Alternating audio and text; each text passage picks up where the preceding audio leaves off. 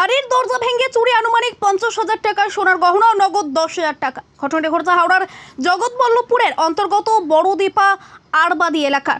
যেটা জানা যাচ্ছে, জগৎবল্লভপুর চক শাহাদাত এলাকার বাসিন্দা ইয়াকুব আলী মণ্ডল নামের এক ব্যক্তি জগৎবল্লভপুরের বড়দীপা আড়বাদি এলাকায় নতুন বাড়ি করেছিলেন এবং প্রতিদিনই ওই বাড়িতে আসা যাওয়া করতেন এবং আজ সকালে প্রতিদিনের মতোই ওই বাড়িতে এসে দেখেন বাড়ি থেকে গতকাল রাতে কে বা কারা বাড়ির ছাদের দরজা ভেঙে রুমের দরজা ভেঙে আলমারির চাবি খুলে আলমারিতে থাকা সোনার গহনা নগদ কিছু টাকা আনুমানিক 60,000 টাকা চুরি করে নিয়ে পালায়। যেটা জানা যাচ্ছে, ইয়াকুব আলী মণ্ডল নামের ওই ব্যক্তি তার পুরনো বাড়িতে থাকতেন এবং নতুন বাড়িতে প্রতিদিনই যাওয়া আসা করতেন এবং আজ সকালে প্রতিদিনের মতো এসে দেখেন বাড়ির দরজা ভাঙা অবস্থায় রয়েছে এবং ভেতরে গিয়ে দেখেন রুমের ভেতরে আলমারি খোলা রয়েছে এবং আলমারিতে থাকা সোনার গহনা ও নগদ টাকা কে বা কারা রাতের অন্ধকারে চুরি করে পালায়।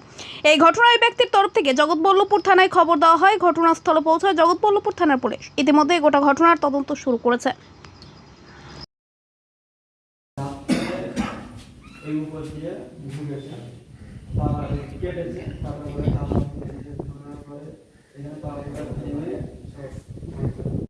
কীভাবে চুরি হলো রাত্রিতে আমি জানি না, এই বাড়িতে ছিলাম না। তো রাত্রিতে দেখছি ছাদে উঠেছে, ছাদে উঠে ছাদের যে গেটটা আছে গেটটাকে কেটে তালা ভেঙে বাড়িতে আমাদের যে রুম আছে রুমেতেও তালা মারা ছিল, তালা ভেঙে আলমারিতে খাটের নিচে চাবি ছিল, চাবি নিয়ে আলমারি খুলে আলমারিতে সব গয়নাও ছিল, অল্প টাকা পয়সা ছিল, সব নিয়ে চলে গেছে। 50,000 টাকার মতন ছিল। সোনার জিনিস 50,000 টাকা ছিল। ক্যাশ 10-12,000 টাকার মতো ছিল। আপনি কি কাউকে বুঝতে পারছেন? না, আমি কিছু কাউকে বুঝতে পারছি না। প্রশাসনকে জানিয়েছেন? আমি এই খবর দিয়েছি। পুলিশ এসছে? না, এখনো আসেনি। এই জায়গাটার নাম কি? এটা চক শাহাদাত আড়বাদি। চক শাহাদাত আড়বাদি। আপনার নাম? আমার নাম ইয়াকুব আলী মণ্ডল। মোটামুটি 50-60,000 টাকা জিনিস। হ্যাঁ। কোথায় ছিলেন আপনারা? কোথায় ছিলেন? আমরা আমাদের ওই পুরানো বাড়িতে থাকি। এখানে সব ছিল? হ্যাঁ, এখানে ছিল। আমরা এখানে দ্রুত তাড়াতাড়ি চলে আসবো বলে চিন্তা ভাবনা করেছিলাম, সেই জন্য রেডিও করেছিলাম। তার আগে এরকম চুরি হয়ে গেল। কি চাইছেন আপনি? আমি আইনত প্রশাসনের কাছে ব্যবস্থা নিতে চাইছি। গতকাল রাত্রে যেটা আমরা এসে জানতে পারলাম যে এখানে একটা নতুন বাড়ি করেছে চকসদরের গ্রামের বাসিন্দা ইনি। তো এটা হচ্ছে বড়দীপা আড়বাদির মোড়। এখানে বাড়ি যে করেছে, এখানে নতুন বাড়িতে মানে শিফট করছিলেন ওনারা। তো এখানে যেটা জানতে পারলাম, বাড়িতে কেউ থাকে না রাত্রিরে।